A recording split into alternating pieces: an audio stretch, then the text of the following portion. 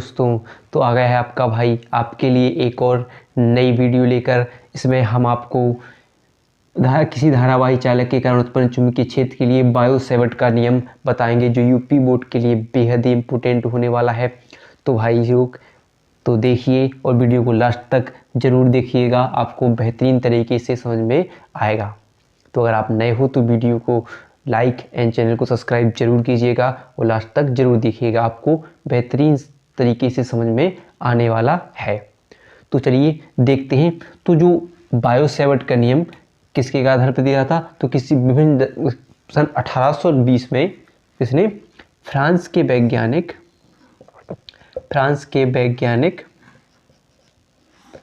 कौन थे, बायो तथा सेवर्ट ने कब दिया था, 1820 में। इन्होंने क्या किया कि सन 1820 में विभिन्न धारावाही चालकों द्वारा उत्पन्न चुंबकीय क्षेत्र के अध्ययन करने के लिए इन्होंने अनेक प्रयोग किए। ठीक है, कितने के अनेक प्रयोग किए। तो इन्होंने क्या प्रयोग किया कि सबसे पहले एक चित्र के माध्यम से बताते हैं जो इन्होंने प्रयोग किए हैं। तो जो प्रयोग किया किसी धारावाही चालक के लिए एक डेल्टा एल लंबाई का एक धारावाही चालक लेकर जो उन्होंने प्रयोग किया, तो उसका हम सबसे पहले एक चित्र बनाते हैं, फिर हम उसकी भाषा थोड़ी लिखते हैं। तो ये तो हो गया डेल्टा एल लंबाई का एक चालक तार। ठीक है, डेल्टा एल लंबाई का एक हो गया चालक, धारावाही चालक तार हो गया, चालक हो गया, जिसमें ठीक है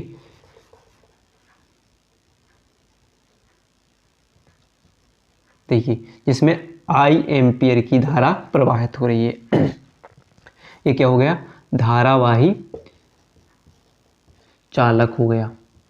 ठीक है, धारावाही चालक जो कैसा है, डेल्टा एल लंबाई का है, जिसमें आई एम्पियर की धारा बह रही है तथा इससे आर दूरी पर, ठीक है, इससे आर दूरी पर कोई बिंदु P है। यहाँ पर क्या है, P है, जहाँ पर क्या है, डेल्टा बी यानी चुंबकीय क्षेत्र का क्या करना है, निर्धारण करना है। ठीक है, बताना है चुंबकीय क्षेत्र के बारे में। यहाँ भी देख सकते हैं आप, ऐसे लगा देते हैं। ठीक है, यहाँ पर भी क्या है, डेल्टा बी है, ये चुंबकीय क्षेत्र से प्रदर्शित करते हैं। ठीक है, और इनके बीच क्या कौन सा कोण बन रहा है, थीटा कोण बनता है। ठीक है, इनके बीच कौन सा कोण बन रहा है, थीटा कोण बनता है। तो चलिए देखते हैं। तो क्या होगा, फ्रांस के वैज्ञानिक बायो सेवर्ट ने सन 1820 में क्या विभिन्न धारावाही चालकों में उत्पन्न चुंबकीय क्षेत्र का निर्धारण करने के लिए अनेक प्रयोग किए। इन्होंने क्या किया कि किसी धारावाही चालक के अवयव डेल्टा एल के द्वारा उत्पन्न चुंबकीय में किसी बिंदु P क्षेत्र का मान डेल्टा बी निम्नलिखित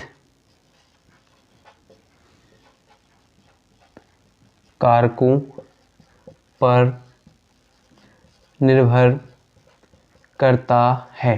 ठीक है, तो क्या हुआ कि देखो, फ्रांस के वैज्ञानिक बायो तथा सेवर्ट ने सन 1820 में क्या बताया कि किसी धारावाही चालक के अवयव, यानी कोई धारावाही चालक क्या है, अवयव, यानी डेल्टा एल के द्वारा कोई धारावाही चालक क्या है, अवयव, क्या है, धारावाही चालक है वो कैसा है, डेल्टा एल लंबाई का है तो के द्वारा उत्पन्न चुंबकीय क्षेत्र क्या है, चुंबकीय क्षेत्र क्या होगा, डेल्टा बी के चुंबकीय क्षेत्र किसी बिंदु P पर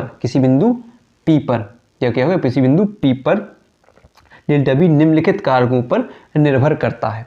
ठीक है, निम्नलिखित कारकों पर निर्भर करता है। अगर हम थोड़ी भाषा लिख जाएं तो अगर लिखें तो मान लो एक x हो गया और एक y।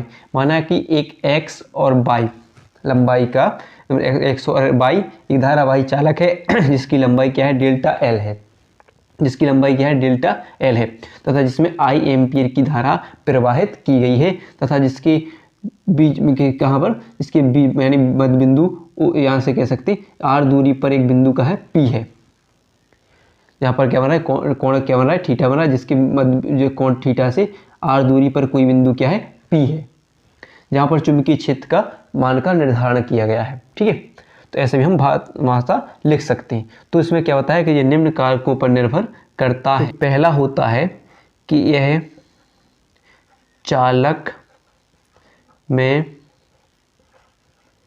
प्रवाहित विद्युत धारा के अनुक्रमानुपाती होता है, अनुक्रमानुपाती होता है, अनुक्रमानुपाती होता है।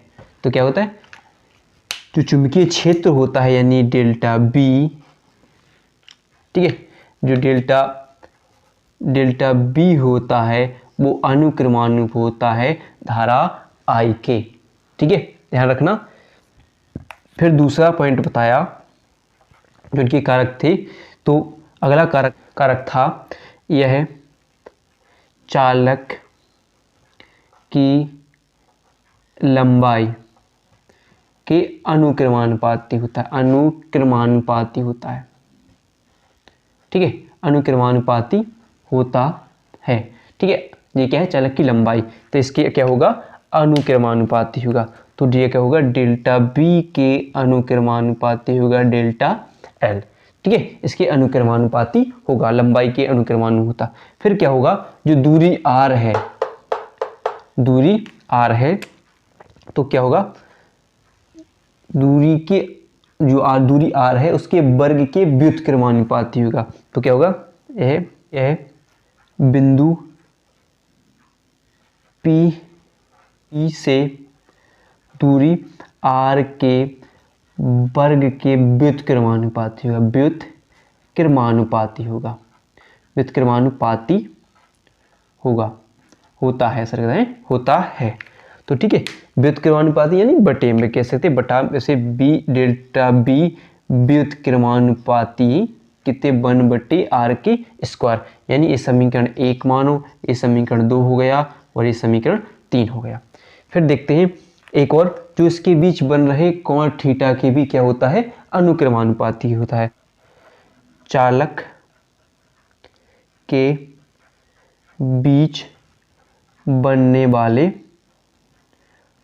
कोण के अनुक्रमानुपाती होता है, अनुक्रमानुपाती होता है। ठीक है, अनुक्रमानुपाती होता है, तो कोण के अनुक्रमानुपाती होता है। तो कोण कौन सा है, थीटा कोण है, तो डेल्टा बी अनुक्रमानुपाती होगा साइन थीटा, यानी कोण कौन सा लेगा, साइन मान में रख के क्या लिखेंगे, साइन थीटा के अनुक्रमानुपाती। कह सकते हैं कि जो किससे मिलाने वाली रेखा, बिंदु P से मिलाने वाली, धारावाही चालक को बिंदु P से मिलाने वाली रेखा के बीच की जिया क्या होगी, साइन में नापेंगे, तो जिया कितनी होगी, 90 से, तो क्या रहेगी, साइन थीटा। तो आप क्या करेंगे, तो यहाँ पर हम साफ करते हैं, फिर लिखते हैं इन चारों, ऐसे लिखते हैं इन चारों नियमों को मिलाने पर, ऐसे लिखते हैं इन चारों नियमों को मिलाने पर। तो ये चारों नियम मिलाते हैं, तो ये किसके बराबर है, सब डेल्टा बी के बराबर है। तो डेल्टा बी बराबर क्या होगा, डेल्टा बी अनुक्रमानुपाती आई डेल्टा एल साइन थीटा, और नीचे क्या जाएगा आर स्क्वायर। चारों को हमने मिला दिया, आई लिख दिया, डेल्टा एल लिख दिया इंटू फिर साइन थीटा इंटू बटे आर। अब हम जो अनुक्रमानुपाती का चिन्ह हटाएंगे, तो डेल्टा बी अनुक्रमानुपाती का चिन्ह हटाने पर क्या होगा, μ0/4 पाई इंटू आई डेल्टा एल साइन थीटा बटे आर स्क्वायर हो जाएगा। जहाँ अब μ0/4 पाई क्या है, एक नियतांक है। ठीक है, क्या है, नियतांक है। और ये हमारा बायो-सैवर्ट का सूत्र होता है, ये हमारा बायो-सैवर्ट का सूत्र होता है, जहाँ पर μ0/4 पाई इंटू 4 पाई क्या है, एक नियतांक है। μ0 को